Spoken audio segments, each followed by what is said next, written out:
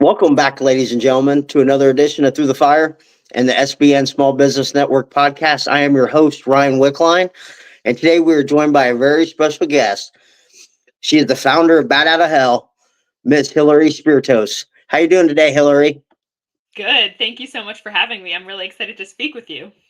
Hey, it is my pleasure. When I saw what your mission was and like who your mission is geared towards helping, I'm like, man, this is somebody I really want to talk to because not too many people are going after that niche. Oh, amazing. I'm so glad to hear that. Yeah, I think so. My company Bat Outta Hell, I work with young adults, and I think so often young adults can be belittled and talked down to and dismissed, and I think that that's irresponsible and discouraging. And I think as young adults are the stewards of our planet, and they are the people that are going to take care of the planet and make it what it is in the future. And it's really important to make sure that they are supported and that they know someone's in their corner, and to help them gain the skills and tools to live their fullest, most authentic life. Yeah, I completely agree with that. Yeah. So the number one question the audience probably wondered, who is Hillary Spiritos? Whoa. that's a that's a large question. Um, so I am a relatively young woman myself, and I point that out because I think it's important to note that I operate in this unique in between space that's not family, friends, or a therapist, and instead I'm a near peer who has gone through what they're going through and can help them navigate their own path. So as well meaning as hopefully those groups are, I think it's really important to have someone that you can connect with on a different level and in a different way, and that you can feel open and okay with being open and honest with. Um, I have worked both in freelance and in the corporate sector before starting my own business. And I have navigated the work world, the romantic world, and all of these things in the world of today, which is really important because the world of today is vastly different than the world that we have lived in previously. Um, I am just really, really, really obsessed, kind of, or like fed by working with this group of people. I think young adults are like incredibly resilient, or potentially incredibly resilient, and um, incredibly, really important people in the world. And I think it's really important for young adults to recognize who they are, what they want to bring to the world, what their place in the world is, how they can bring their fullest, most adult, authentic selves to their lives and build the life that they want. And that's what I'm hoping to help people do. Or that's what I do help people do. Amazing. So what kind of inspired you to go down this path of starting Bat Out of Hell and start working with young adults as a pathfinding coach? Absolutely. That great question. So I have always known that I wanted to be a advocate or guide or mentor or someone like that for young adults. I've always known that I wanted to be that for other people. And then when I was at Duke University in undergrad, I was an RA, and I just really loved working with young adults and speaking with them about who they are and what they wanted and what they valued and what they wanted to do in their college experience and beyond, and all of those questions. And I just realized that that is kind of where I thrive and where I get my energy from, and people respond well to it.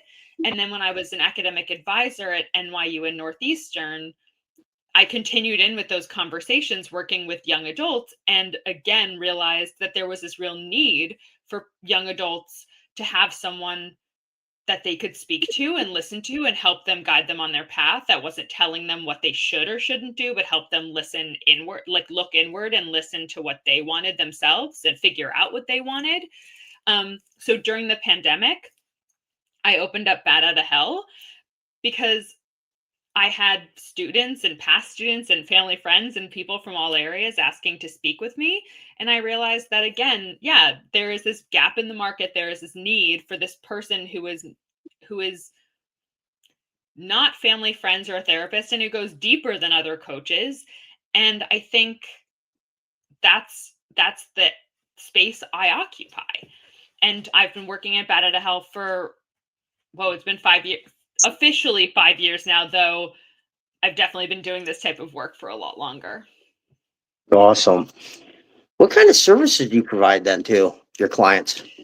Yeah, so I specialize in one-on-one coaching, but we also absolutely have group coaching, and I give workshops on various topics such as failure and resilience, and um, navigating your study abroad experience and moving abroad, and um, imposter syndrome and cultivating your own voice, and creating your narrative, as well as kind of interview skills or public speaking. I kind of run the gamut of workshops, and kind of all of those things, what they have in common is getting to the core of who you are and building the skills and tools to execute the steps to move forward in your life and build and create the life you want.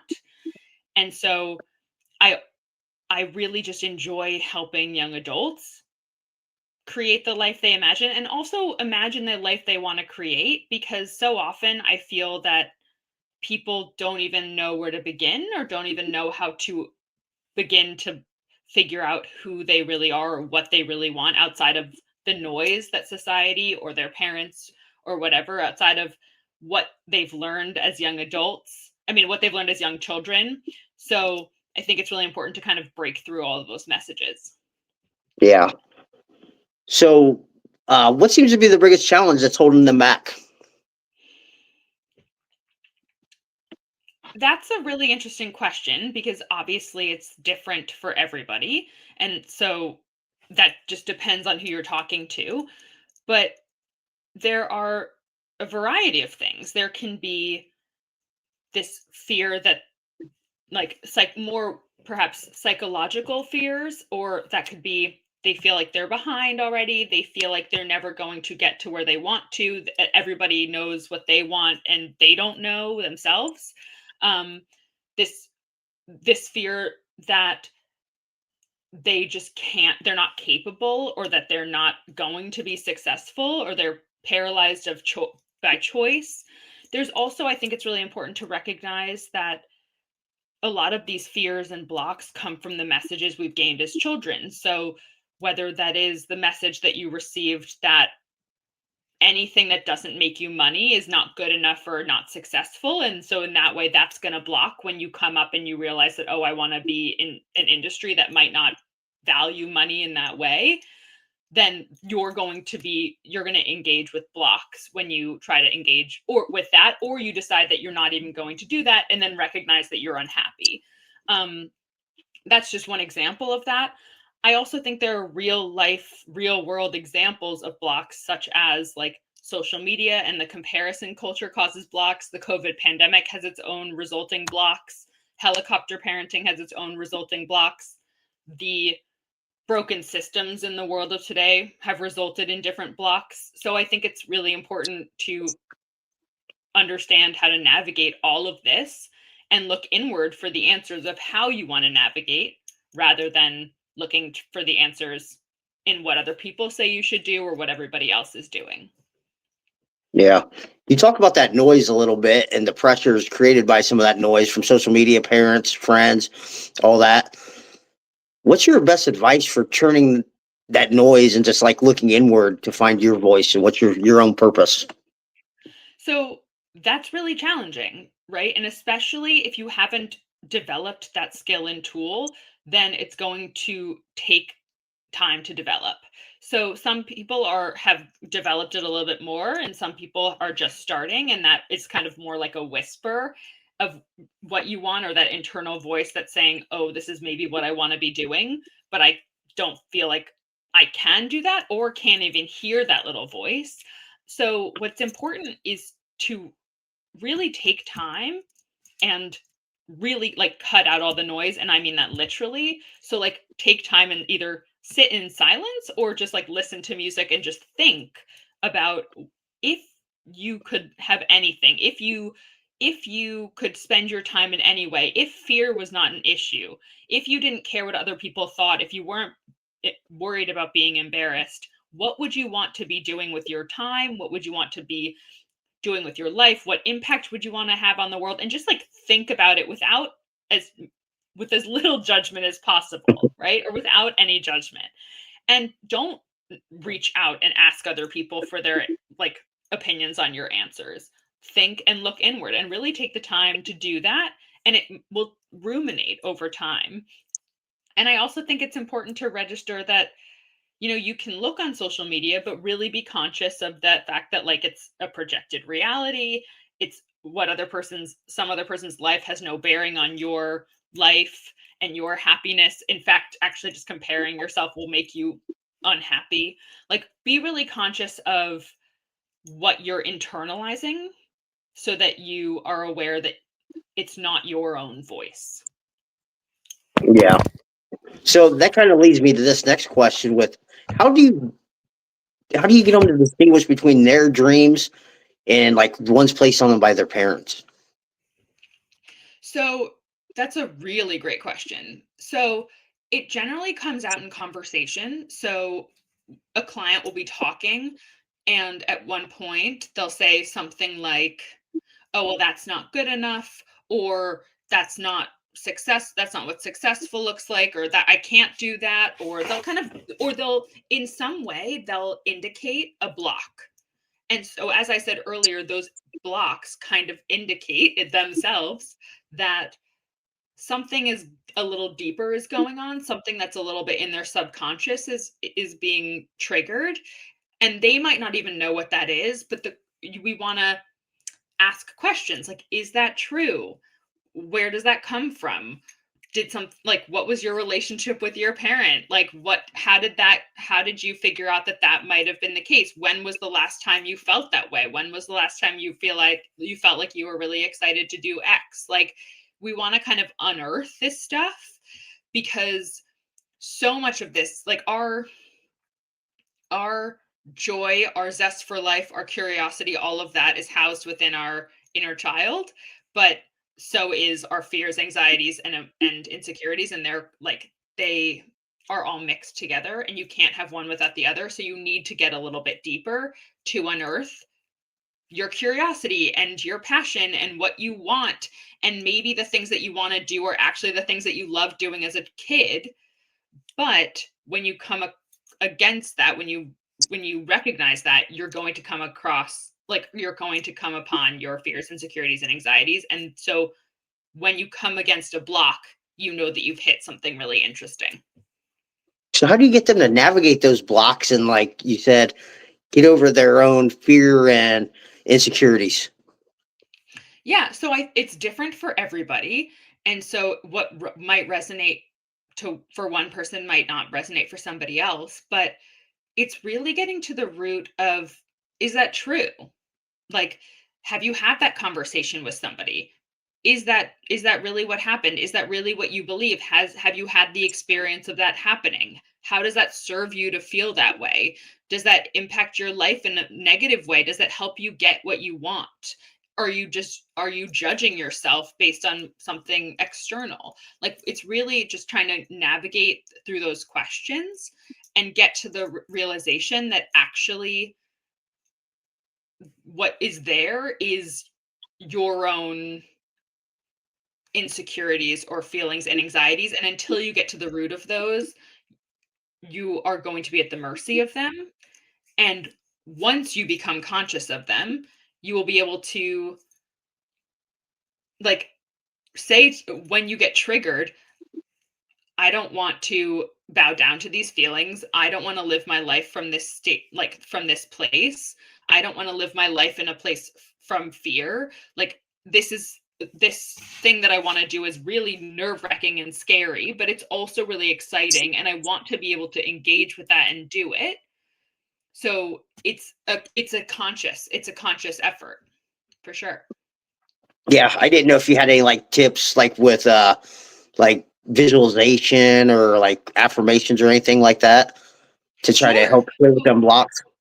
Yeah, sure. So there are definitely tips and tricks, but again, it's really what resonates with you. So absolutely, there are tips and tricks that you can find, but the question is like, it's all about stopping the stories that you're telling yourself. So whether that is practicing reminding yourself that you're capable or that you're smart or that you're able to do the thing, whether that's reminding yourself that, like, when a thought comes into your mind, to actually say stop and rewire it and reroute it. I think it's really important to literally talk to yourself. I tell, if you're not talking to yourself, you're missing a trick. And I also think it's really important to recognize and remember precedents. So, like, times that you have gone outside of your comfort zone previously and tried something new and survived and thrived, and then recognize that obstacles are really just possibilities for growth. For sure, there are all of these tips and tricks. Yes, I love it. So you talk about the 20s and 30s being a pivotal chapter of life. Why do you believe this so much? So, there are many reasons for this, but I do think that for a long time, since we're children, we all, as a generalization, but it is true that we go along the track of all doing the same things at the same time at the same pace. And then in university, that kind of, those tracks fork off and you end up doing different things and from your friends, and that can be really frightening and overwhelming and scary.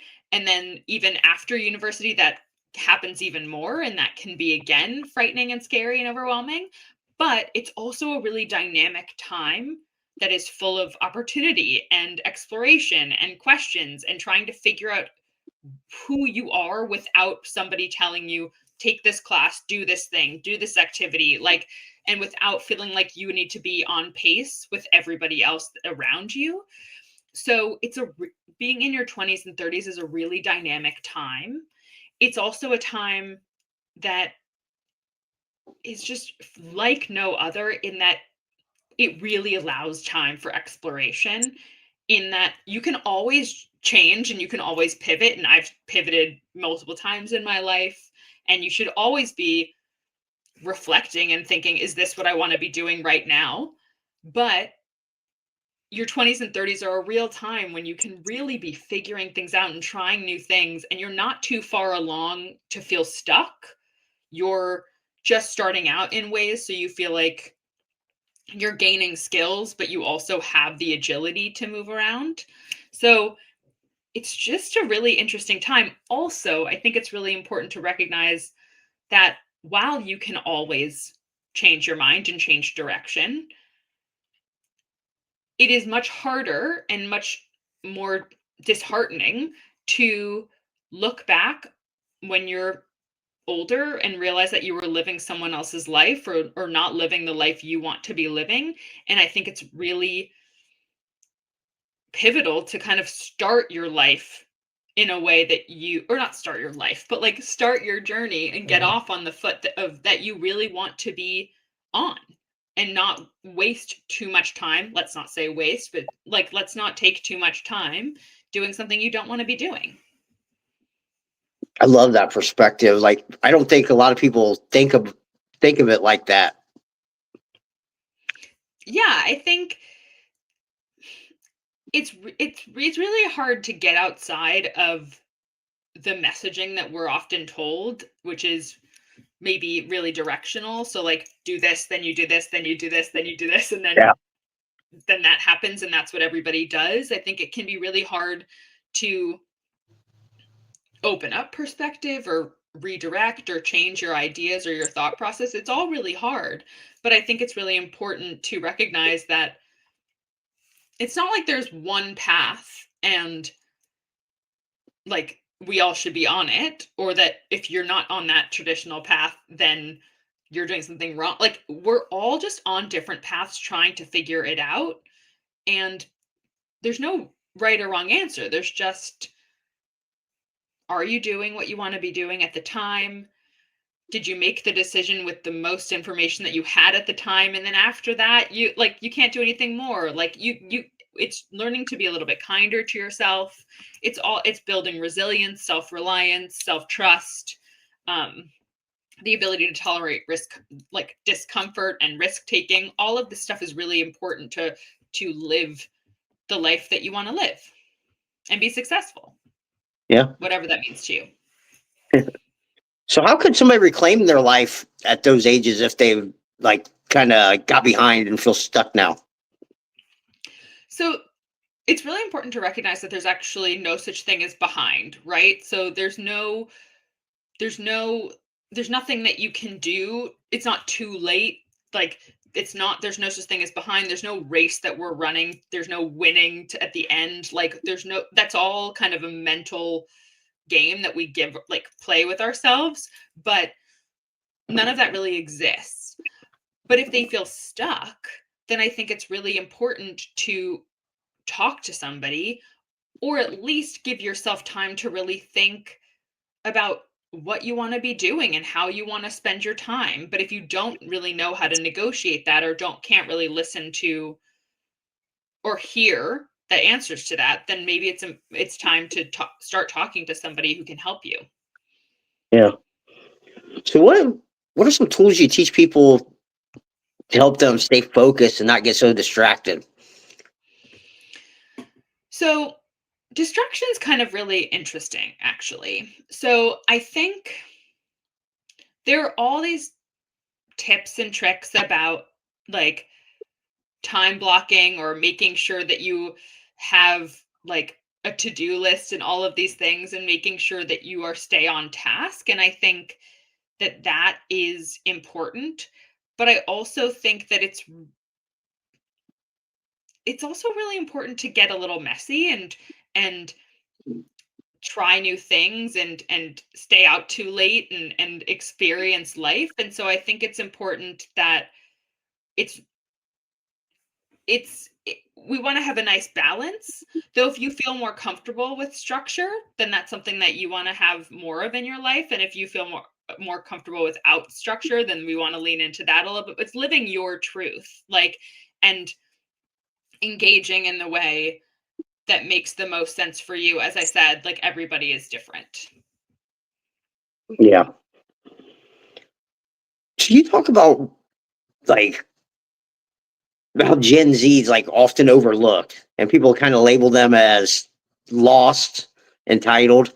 Like, what's your message for other like people for society who believe that? Yeah, I think in my message for society, or the people in society who believe that, is, I mean, it's just a short-sighted, kind of nonsensical, dismissive way to look at a group of people, or look at people in general. I think there's perhaps it comes into this idea of everyone thinks that they had it the hardest, or older people might not recognize how Gen Z, or the ways in which Gen Z and millennials are struggling to get a grasp in the world of today and navigate the world of today, in which there are while it is true that it is difficult for every generation, it is specifically, I believe, more difficult for young adults today. Or Yeah, more difficult in different ways. Um, and so I don't think it just does a disservice in that it doesn't shed any light on what Gen Z and millennials are dealing with. And it's also just doesn't it doesn't it doesn't help anybody really. But I would say, think about how you could help and support young adults in your life and in your companies, and think about what you can learn from them and what you can impart on them. I think it's really also important to recognize that Gen Z and millennials have a lot to learn. And if you are open to imparting wisdom and your knowledge, like, to them, then they can also teach you so much about the world of today, and it can be a mutually beneficial relationship. But I think just registering that they're kind of lazy, or that they don't really know what they're doing, or all that kind of stuff, is just doesn't really help anybody. Yeah, I completely agree with that. I've worked with a lot of younger adults too. Like, you can kind of see the difference in some of them, but there's a lot of them that are very hard workers and they do have their own Sure. set of strengths that like a lot of people don't have? Like, what are some of the biggest strengths you've noticed working with some Gen Zers? I think what's incredible about Gen Z is that they have and millennials have in, incredible they have the incredible knowledge of mental health. They have an incredible knowledge of um and acceptance of who other people are. There's a lot of empathy involved. There's a lot of understanding about an openness to difference. There's a lot of openness um to just understanding someone's mental health and understanding how one's well-being. I think it's really important to have those conversations, and that young adults take that, they believe the importance of that is really like great. I also think that these young people really value authenticity and integrity and honesty, and I think that's a beautiful thing. And I also think it's really important that they recognize that young people really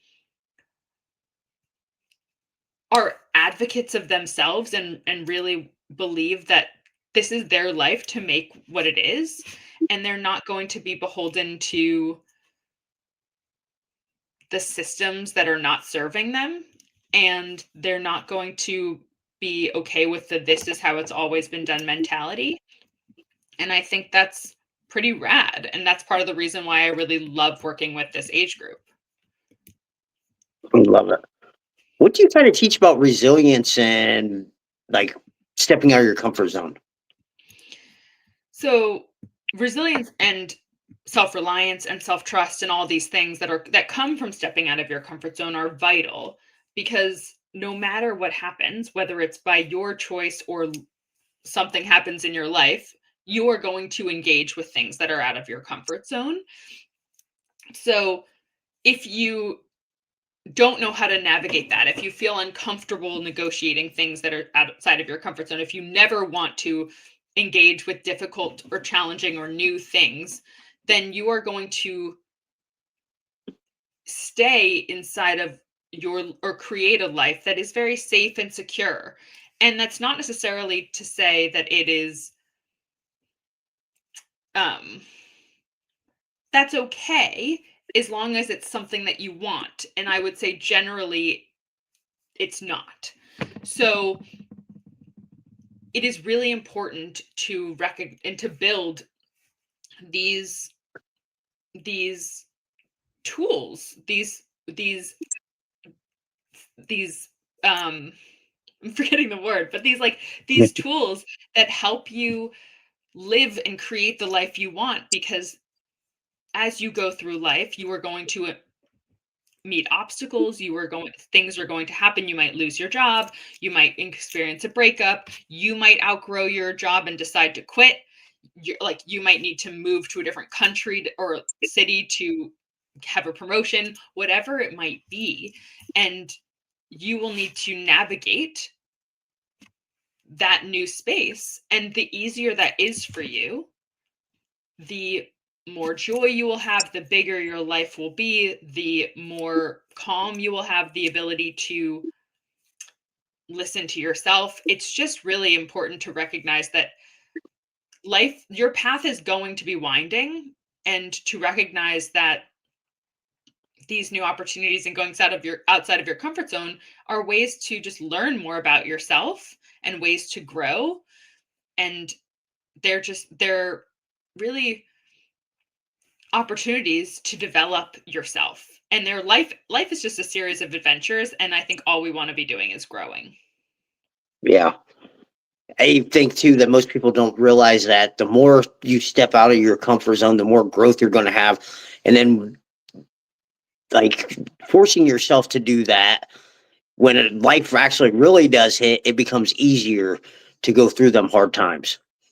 Absolutely. And it's a practice. So the more you do it, the more you realize you can do it, and the more you realize maybe you even realize you enjoy doing it. Like for me personally, I realized over my life that I really enjoy doing it. So I seek out opportunities like that.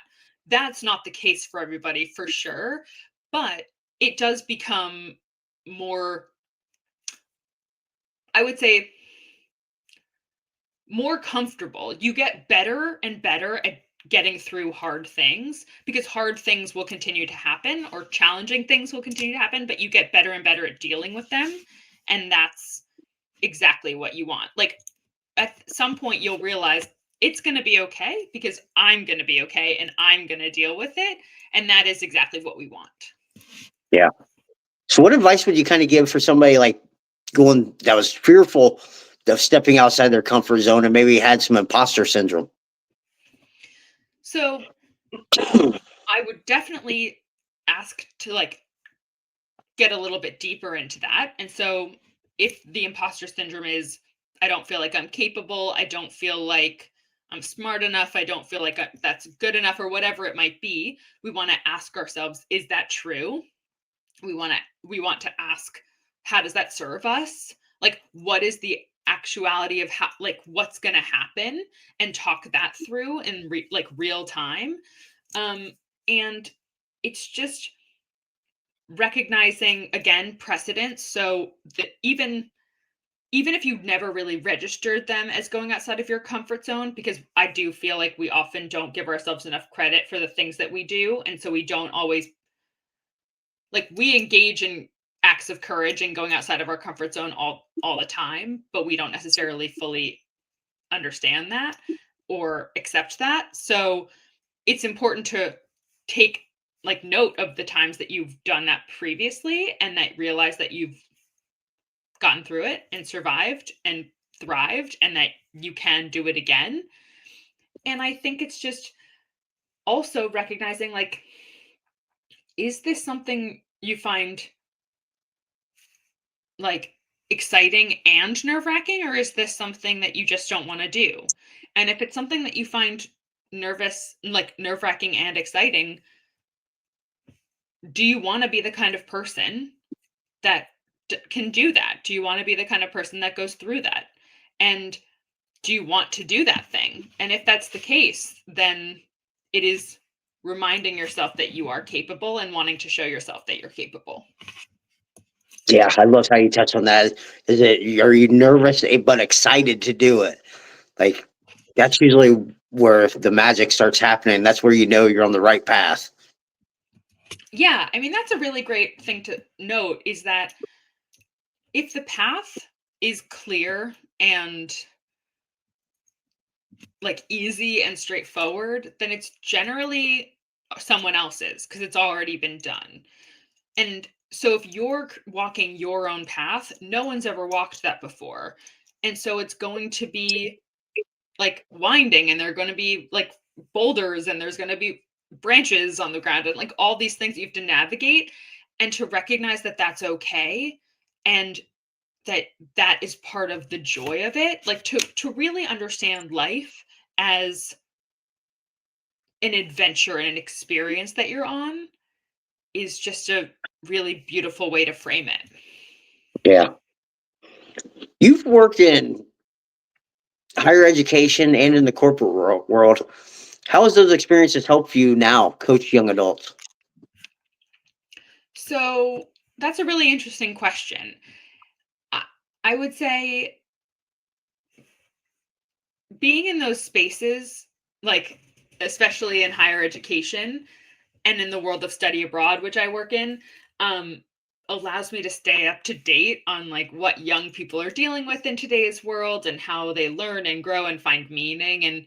And I've also like pivoted, as you've said, in my own life, so that helps me navigate change and guide others in and through it with a perspective and patience that might, like, that I've gotten by doing various different, working in different industries.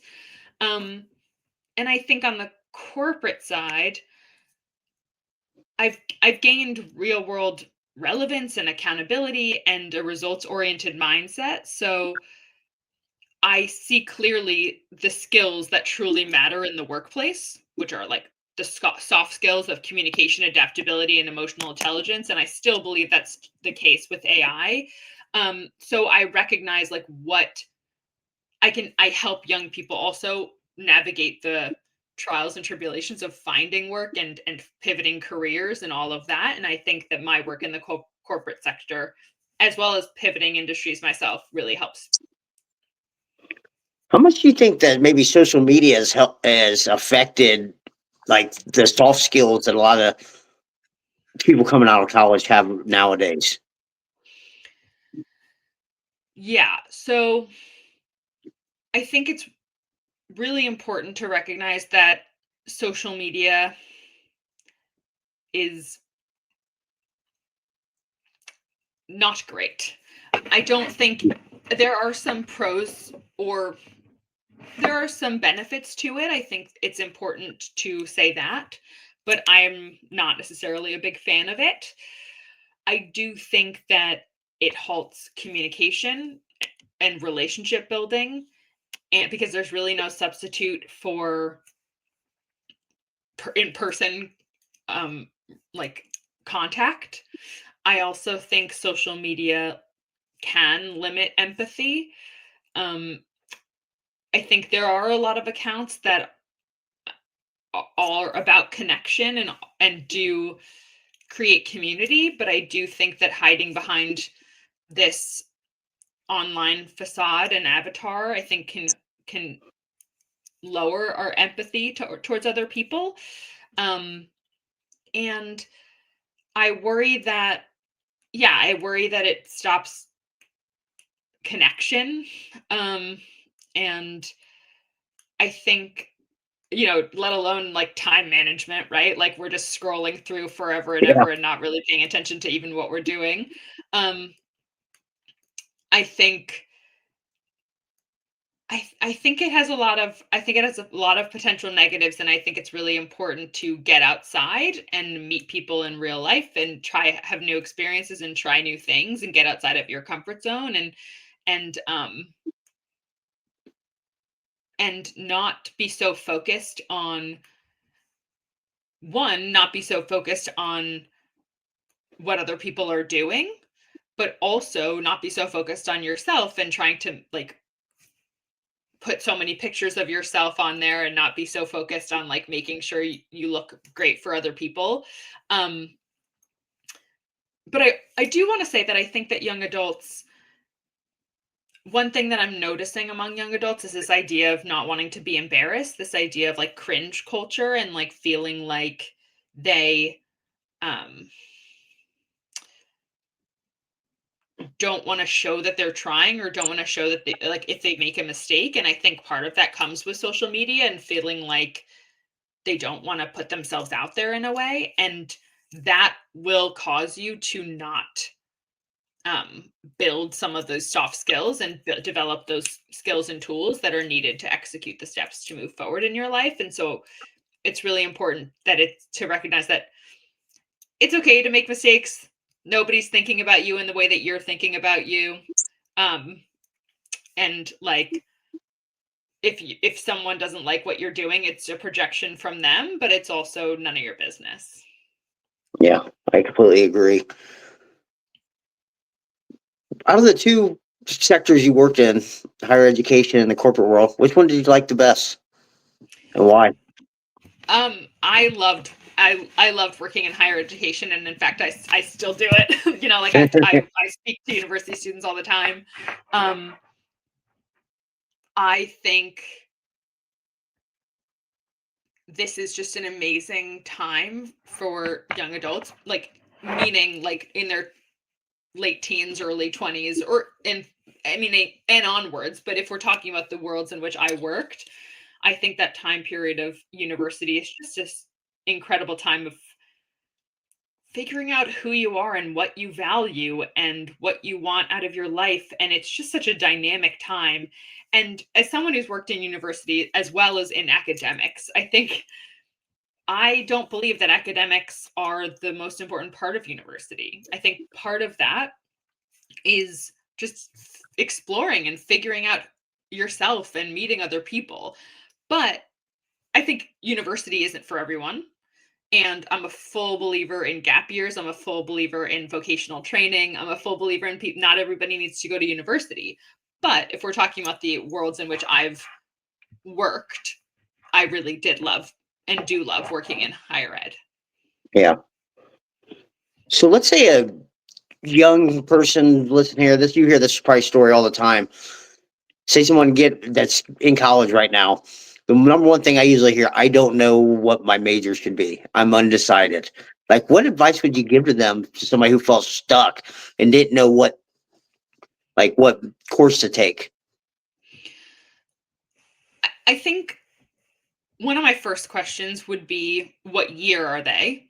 So if they are a freshman or a sophomore, I would encourage them to take classes in across the board, like encourage them to take classes in all different areas to see what they find interesting, because maybe you come in with this idea that you are going to study this, but if you took a class in this other department, you might actually find that you love it. I think it's really important to figure out, like, what do you want to do in your daily life? So like, do you want to have a career where you sit in front of a computer? Do you want to be outside? Do you want to be talking to people? Do you want to be working in groups? Do you work better off alone? Like, all of these conversations are important when you're thinking about how do you want how do you want to spend your time? What do you want your career to look like? I also think it's important to recognize that most people don't work in the department or industry or whatever that they've gotten their major in. So it's important to pick wisely, because you want to enjoy your time and you want to be excited about your classes. You're obviously not going to be excited about all of them, but it's good to be interested in what you're learning. And ideally it does impact your career, but it's okay also if it doesn't. Um, and so not get too obsessive about picking the right choice. It's the question of, are you doing and learning what you want to be learning at the time? And then, don't worry about making the right decision. Make the decision right. Just make the decision. And I think, again, going back to trying to figure out, like, are you taking this or studying this because somebody else said you should? Or are you studying it because you think it's interesting? I have a lot of clients who and met with a lot of people in when I was working in higher ed, who studied business because they didn't know what they wanted to study, or were studying business and didn't know what they want because they realized they didn't even like math and they didn't want to be in that world anyway, or they thought that that's what other people would think was successful. But instead they really wanted to study something else, like in the humanities or in the arts. So I think it's really important to, like, check in with yourself for sure. Yeah. And I like how you even said there that most people that graduate with a degree don't even like go into that field. I don't work in that field. Yeah. I don't either. I mean, it's crazy. I mean, it's like, that's why I tell everybody, just go develop skills. Go learn and Yes. develop more skills along the way. You'll be directed to where you need to go. Yeah. And I think also just as a note, because I know we're all up in this AI world. And I think personally, because AI is going to be able to, or potentially going to be able to do input output very easily, I think what's going to become of value is critical thinking and things, and empathy and relationship building and active listening, and things that the AI can't do. And that comes from learning how to learn and learning how to think and learning how to um, think things through and creative problem solving and all of that stuff. So it's just learn that. Yeah. How much of a problem do you think AI is going to cause for like the job markets for the younger adults coming out now? I, can't say for certain.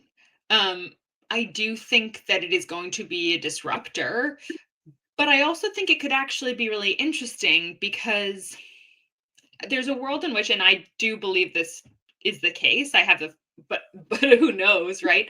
I think it's going to make people lean more into the human-centric um, fields and wanting to be more like connected human to human. Um, but I think it's really important to note, like, so many of the jobs that exist today, we never even could think of or know of or have any conception of previous like years ago. So while it might take AI might take away jobs in certain industries, I think there's a potential for it to create jobs in different ways than I or we could even imagine. So, but I think it's going to be a disruptor in one way or the other for sure. Yeah. Mhm. I was kind of wondering that myself because you hear some people talk about like, hey, this is going to disrupt a lot of stuff, then other people are just promoting it and like, this is going to be the greatest thing around. So it's kind of hard to tell. I think I don't love the blindly promoting it. I'm also a big I don't know. I think as someone who really values and loves the human stuff, I think I get a little bit wary of the robots. But you know, I I technology just develops, and so we kind of have to roll with it and figure it out. Yep. What are your short term and long term goals? For my company, Yeah, you yourself and your company.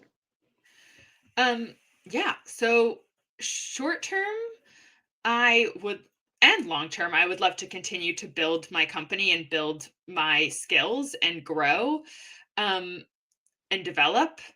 I would also just like to grow and develop in my knowledge and my personal being. I think like my understanding of what success is growth and development, personal and professional development. So that is what that is what I want. That is what I value. That is what I want to be doing. Um, I, you know, want to travel to more places. I want to spend time with the people that I love. I want to. I'm. I want to develop who I am and develop my skills in various ways. And I also want to grow professionally. Awesome. I love your take on that. Like, growth is your definition of success. You don't hear too Yeah. many people talk like that. I love it. Thanks. What is one book you'd recommend for somebody for like on personal development or upgrading your mindset?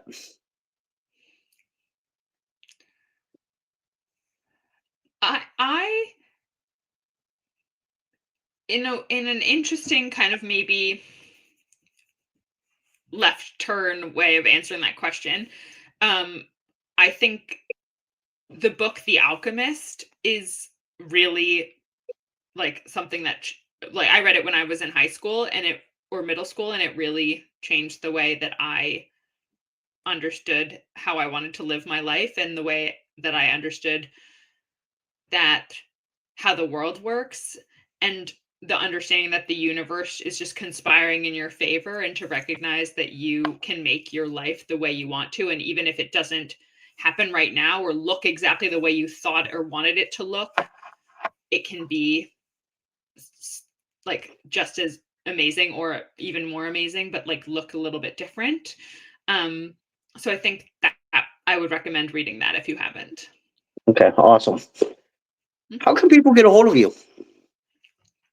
Yeah, so my website is my website is batoutahell.net and my TikTok and Instagram are bat.outta_hell.